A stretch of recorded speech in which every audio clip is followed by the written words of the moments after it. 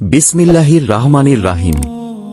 আপনি কি কখনো স্বপ্নে এমন কোনো মানুষকে দেখেছেন যিনি এই দুনিয়ায় আর বেঁচে নেই?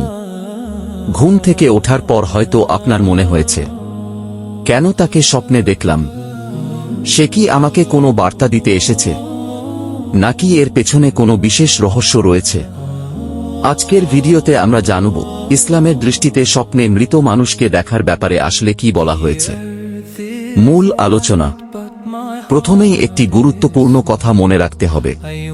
স্বপ্নে মৃত মানুষকে দেখলেই তার একটি নির্দিষ্ট অর্থ আছে, এমন কথা কুরআন বা সহিহ হাদিসে নিশ্চিতভাবে বলা হয়নি। রাসূলুল্লাহ বলেছেন, স্বপ্ন বিভিন্ন ধরনের হতে পারে।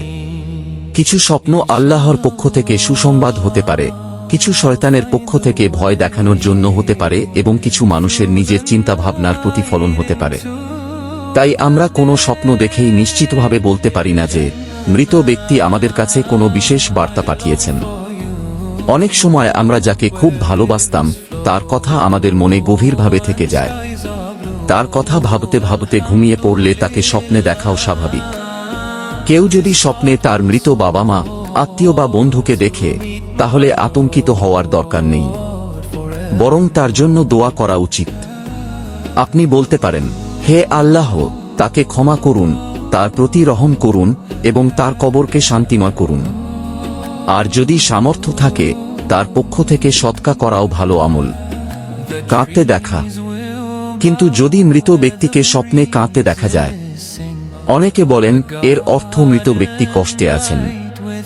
আবার কেউ কেউ বিভিন্ন ধরনের ব্যাখ্যা দেন। কিন্তু শুধু স্বপ্নের ওপর ভিত্তি করে এমন কথা নিশ্চিতভাবে বলা যায় না।